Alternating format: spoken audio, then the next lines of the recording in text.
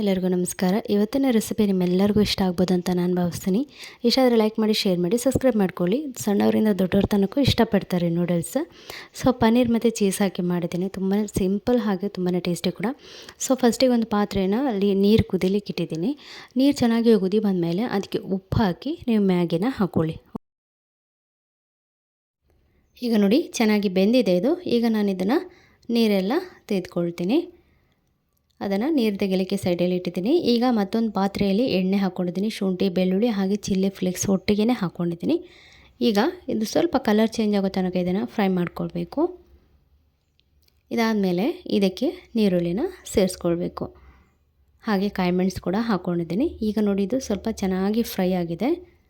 ಈಗ ನಾನು ಇದಕ್ಕೆ ಕ್ಯಾಬೇಜನ್ನು ಹಾಕ್ತಾಯಿದ್ದೀನಿ. ಫಸ್ಟಿಗೆ ನೋಡಿ ಕ್ಯಾರೆಟ್ ಮತ್ತು ನೀವು ಕ್ಯಾರೆಟ್ ಏನಾದರೂ ತುಂಬ ಹಾಕ್ತೀನಿ. ಕೆಲವರಿಗೆಲ್ಲ ಕೆಲವೊಂದು ವೆಜಿಟೇಬಲ್ಸ್ ಇಷ್ಟ ಆಗುತ್ತೆ.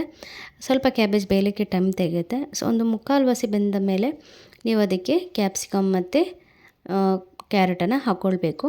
ಯಾಕೆಂದರೆ ಇವುಗಳೆಲ್ಲ ಬೇಗ ಬೆಂದೋಗ್ಬಿಡುತ್ತೆ. ಕ್ಯಾಪ್ಸಿಕಮ್ ಎಲ್ಲ ಬೇಗ ಬೆಂದೋಗ್ಬಿಡುತ್ತೆ. ಕ್ಯಾಬೇಜ್ ಸ್ವಲ್ಪ ಲೇಟು. ಸೊ ಹಾಗಾಗಿ ನೀವು ನೀರುಳ್ಳಿ ಜೊತೆನೇ ಅದನ್ನು ಹಾಕ್ಕೊಳ್ಬೇಕು. ಅದಾದಮೇಲೆ ಇದಕ್ಕೆ ನಾನು ಉಪ್ಪು ಹಾಕಿ ಮಿಕ್ಸ್ ಮಾಡ್ಕೊಂಡಿದ್ದೀನಿ. ಸೊ ಈಗ ಇದಕ್ಕೆ ಸ್ವಲ್ಪ ಮೆಣಸಿನ ಪುಡಿಯನ್ನು ಸೇರಿಸ್ಕೊಳ್ತಾ ಇದ್ದೀನಿ. ನಿಮಗೆ ಖಾರಕ್ಕೆ ಬೇಕಾದಷ್ಟು ಹಾಕ್ಕೊಳ್ಳಿ. ಪನ್ನೀರನ್ನ ಕೂಡ ಆವಾಗಲೇ ಹಾಕ್ಕೊಂಡಿದ್ದೀನಿ. ನೀವು ಫ್ರೈ ಮಾಡಿ ಕೂಡ ಹಾಕ್ಕೊಳ್ಬೋದು. ಸೊ ಇಷ್ಟನ್ನು ಹಾಕಿದ ಮೇಲೆ ಉಪ್ಪು ನಾನು ಹಾಕಿರೋಂಥ ಮಸಾಲೆ ಇಷ್ಟೇ. ಒಂದು ಅರ್ಧ ಸ್ಪೂನಷ್ಟು ಖಾರದ ಪುಡಿ, ಒಂದು ಸ್ವಲ್ಪ ಉಪ್ಪು ಹಾಕಿ ಇವುಗಳನ್ನ ಫ್ರೈ ಮಾಡ್ಕೊಂಡಿದ್ದೀನಿ. ಅದಾದಮೇಲೆ ನಾನು ಬೇಯಿಸಿರೋಂಥ ನೂಡಲ್ಸನ್ನ ಸೇರಿಸ್ಕೊಂಡಿದ್ದೀನಿ. ಅದಾದಮೇಲೆ ಇದಕ್ಕೆ ಟೊಮೆಟೊ ಸಾಸನ್ನ ಹಾಕ್ಕೊಳ್ತಾ ಇದ್ದೀನಿ. ಈಗ ಇದಕ್ಕೆ ಚಿಲ್ಲಿ ಸಾಸನ್ನು ಹಾಕ್ಕೊಂಡಿದ್ದೀನಿ. ಖಾರ ಇರುತ್ತಲ್ಲ ಅದನ್ನು ಹಾಕ್ಕೊಂಡಿದ್ದೀನಿ. ನಂತರ ಮ್ಯಾಗಿ ಮಸಾಲ, ನಂತರ ಗ್ರೀನ್ ಚಿಲ್ಲಿ ಪೇಸ್ಟನ್ನು ಹಾಕ್ಕೊಂಡಿದ್ದೀನಿ. ಸ್ವಲ್ಪ ಒಂದು ಅರ್ಧ ಸ್ಪೂನಷ್ಟು ಚಿಕನ್ ಮಸಾಲವನ್ನು ಸೇರಿಸ್ಕೊಂಡಿದ್ದೀನಿ. ಇಷ್ಟೇ ಇದ್ರ ಕೆಲಸ. ಸೊ ಈಗ ಚೆನ್ನಾಗಿ ಮಿಕ್ಸ್ ಮಾಡ್ಕೊಳ್ಳಿ ಒಂದ್ಸರಿ. ತುಂಬಾ ಟೇಸ್ಟಿಯಾಗಿತ್ತು. ತುಂಬ ಮಸಾಲೆಗಳೆಲ್ಲ ಏನೂ ಬೇಕಾಗಿಲ್ಲ. ಈಗ ಇದು ಚೆನ್ನಾಗಿ ಮಿಕ್ಸ್ ಮಾಡ್ಕೊಂಡಿದ್ದಾಗಿದೆ. ಈಗ ಇದಕ್ಕೆ ಸ್ಪ್ರಿಂಗ್ ಆನಿಯನ್ ಅಥವಾ ಕೊತ್ತಂಬರಿ ಸೊಪ್ಪನ್ನ ಆ್ಯಡ್ ಮಾಡಿಕೊಂಡ್ರೆ ಹಾಗೆ ಹೋಯಿತು. ಸಣ್ಣವರಿಂದ ದೊಡ್ಡವ್ರ ತನಕ ಇಷ್ಟ ಆಗುವಂಥ ಮ್ಯಾಗಿ ಮಸಾಲ ನೋಡ್ತಿರಲ್ಲ, ಇಷ್ಟ ಆಯಿತು ಅಂತ ಭಾವಿಸ್ತೀನಿ. ಇಷ್ಟ ಆದರೆ ಲೈಕ್ ಮಾಡಿ, ಶೇರ್ ಮಾಡಿ, ಸಬ್ಸ್ಕ್ರೈಬ್ ಮೂಲಕ ಸಪೋರ್ಟ್ ಮಾಡಿ. ಸಿಗೋಣ ಮತ್ತೊಂದು ರೆಸಿಪಿಯೊಂದಿಗೆ. ಅಲ್ಲಿವರೆಗೂ ನಮಸ್ಕಾರ. ಎಲ್ಲರಿಗೂ ನಮಸ್ಕಾರ. ಎಲ್ಲರೂ ಹೇಗಿದ್ದೀರಾ? ಚೆನ್ನಾಗಿದ್ದೀರಾ ಅಂತ ಭಾವಿಸ್ತೀನಿ. ಏನು ಫ್ರೈ ಮಾಡ್ತಾ ಇದ್ದೀನಿ ಅಂತ ನೋಡ್ತಾ ಇದ್ದೀರಾ? ಆಲೂಗಡ್ಡೆನ ಕ್ರಿಸ್ಪಿಯಾಗಿ ಟೇಸ್ಟಿಯಾಗಿ ಫ್ರೈ ಮಾಡ್ಕೊಂಡು ತಿಂದ್ಕೊಳ್ಳೋಣ ಅಂತ. ಬೇಳೆ ಸಾರು ಇತ್ತು, ಅದಕ್ಕೆ ಇದು ಚೆನ್ನಾಗಿ ಮ್ಯಾಚ್ ಆಗುತ್ತೆ ಅನ್ನೋಕ್ಕೋಸ್ಕರ ಫ್ರೈ ಮಾಡ್ಕೊಂಡಿದ್ದೀನಿ. ನೀವು ಕೂಡ ಮನೆಯಲ್ಲೇ ಬೇಳೆ ಸಾರು ಏನಾದರೂ ಹಪ್ಪಳ ಏನಿಲ್ಲ ಅಂದಾಗ ನೀವು ಮಾಡ್ಕೊಳ್ಬೋದು. ಬನ್ನಿ ಇದನ್ನು ಹೇಗೆ ಮಾಡೋದು ಅಂತ ನೋಡೋಣ. ನಾನಿಲ್ಲಿ ಮನೆಯಲ್ಲೇ ಮಾಡಿರೋಂಥ ಸ್ವಲ್ಪ ಕಬಾಬ್ ಪುಡಿಯನ್ನು ಸೇರಿಸ್ಕೊಂಡಿದ್ದೀನಿ ಮತ್ತು ಅಂಗಡಿಯಲ್ಲಿ ತಂದಿರೋಂಥ ಕಬಾಬ್ ಪುಡಿ ಎರಡನ್ನೂ ಸೇರಿಸ್ಕೊಂಡಿದ್ದೀನಿ. ನಂತರ ಇದಕ್ಕೆ ಸ್ವಲ್ಪ ನೀರನ್ನ ಹಾಕಿ ಮಿಕ್ಸ್ ಮಾಡ್ಕೊಳ್ತೀನಿ. ಸೊ ನೀವು ಮನೆಯಲ್ಲೇ ಸಾಧಾರಣವಾಗಿ ಎಲ್ಲರ ಮನೆಯಲ್ಲೂ ಹೊರಗಡೆಯಿಂದನೇ ತರೋದು. ಕೆಲವರು ಮಾತ್ರ ಮನೇಲಿ ಕಬಾಬ್ ಪುಡಿ ಮಾಡ್ತಾರೆ. ಸೊ ನೀವು ಕಬಾಬ್ ಪುಡಿ ಹೊರಗಡೆಯಿಂದ ತಂದೋದಕ್ಕೆ ಸ್ವಲ್ಪ ಮೈದಾ ಹಿಟ್ಟನ್ನು ಸೇರಿಸ್ಕೊಳ್ಳಿ. ಮೈದಾ ಹಿಟ್ಟು ಹಾಕೋದ್ರಿಂದ ಚೆನ್ನಾಗಿ ಕವರ್ ಆಗುತ್ತೆ. ಈಗ ನೋಡ್ತಾ ಇದ್ದೀರಲ್ಲ, ಸ್ವಲ್ಪ ನೀರನ್ನ ಹಾಕಿಬಿಟ್ಟು ಮಿಕ್ಸ್ ಮಾಡ್ಕೊಳ್ಳೋದಷ್ಟೇ. ಕಬಾಬ್ ಪುಡಿಯಲ್ಲಿ ಉಪ್ಪಿರುತ್ತೆ, ನೋಡ್ಕೊಂಬಿಟ್ಟು ನೀವು ಉಪ್ಪನ್ನು ಹಾಕ್ಕೊಳ್ಳಿ. ಉಪ್ಪು ಹಾಕೋ ಅವಶ್ಯಕತೆ ಇರೋದಿಲ್ಲ, ಯಾಕೆಂದರೆ ಪೌಡ್ರ್ಗಳಲ್ಲಿ ಉಪ್ಪಿರುತ್ತೆ. ಸೊ ಈಗ ಆಲೂಗಡ್ಡೆನ ತೆಳುವಾಗಿ ಮುರಿದಿರೋದನ್ನು ಕಟ್ ಮಾಡ್ಕೊಂಡಿರೋದನ್ನು ತೊಳೆದು ಚೆನ್ನಾಗಿ ನೀರು ಇಳಿಸ್ಕೊಂಡಿದ್ದೀನಿ. ನಂತರ ಅದಕ್ಕೆ ಸ್ವಲ್ಪ ಕೊತ್ತಂಬರಿ ಸೊಪ್ಪು ಹಾಕಿ ಮಿಕ್ಸ್ ಮಾಡ್ಕೊಳ್ಳಿ.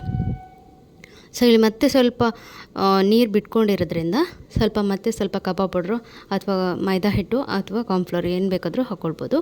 ಸೊ ಈಗ ಮಿಕ್ಸ್ ಮಾಡ್ಕೊಂಡಿದ್ದಾಗಿದೆ.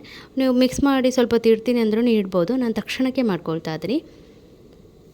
ಇನ್ನು ಆಲೂಗಡ್ಡೆ ಫ್ರೈ ಮಾಡಿ ಉಳಿದಿರೋ ಅಂಥದ್ದು, ಅಂದರೆ ವಾಪಸ್ ಇಟ್ಟು ಉಳಿದ್ರೆ ಆಲೂಗಡ್ಡೆ ಇದ್ದರೆ ಅದನ್ನೇ ಮಾಡ್ಕೊಳ್ಳಿ.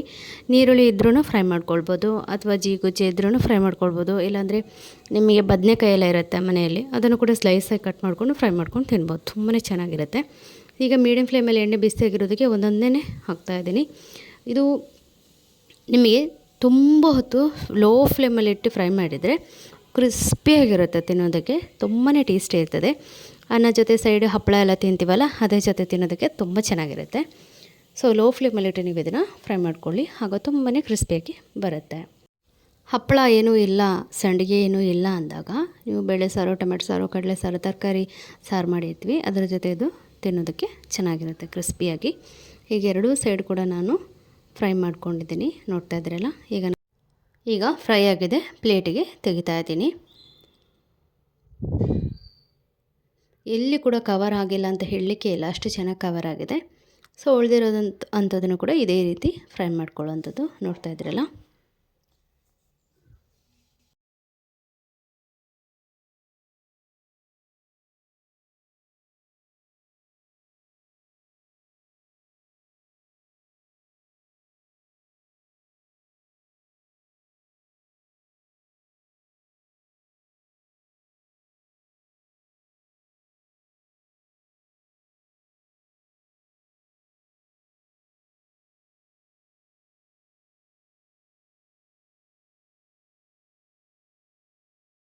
ಸೊ ನೋಡಿದ್ರಲ್ಲ, ಹಪ್ಪಳ ಸಂಡಿಗೆ ಎಲ್ಲ ಇಲ್ದಾಗ ಅನ್ನ ಜೊತೆಗೆ ಈ ರೀತಿ ಮಾಡ್ಕೊಂಡು ತಿನ್ಬೋದು. ತುಂಬಾ ಈಸಿ, ತುಂಬಾ ಟೇಸ್ಟಿಯಾಗಿರ್ತದೆ. ಇವತ್ತಿನ ಈ ರೆಸಿಪಿ ನಿಮಗೆಲ್ಲ ಇಷ್ಟ ಆಗ್ಬೋದು ಅಂತ ನಾನು ಭಾವಿಸ್ತಾ ಇದ್ದೀನಿ. ಇಷ್ಟ ಆದರೆ ಲೈಕ್ ಮಾಡಿ, ಶೇರ್ ಮಾಡಿ, ಸಬ್ಸ್ಕ್ರೈಬ್ ಮಾಡ್ಕೊಳ್ಳಿ. ಫ್ರೆಂಡ್ಸ್ ಆ್ಯಂಡ್ ಫ್ಯಾಮಿಲಿಗೆ ಶೇರ್ ಮೂಲಕ ಸಪೋರ್ಟ್ ಮಾಡಿ. ಸಿಗೋಣ ಮತ್ತೊಂದು ರೆಸಿಪಿಯೊಂದಿಗೆ. ಅಲ್ಲಿವರೆಗೆ ಎಲ್ಲರಿಗೂ ಧನ್ಯವಾದಗಳು.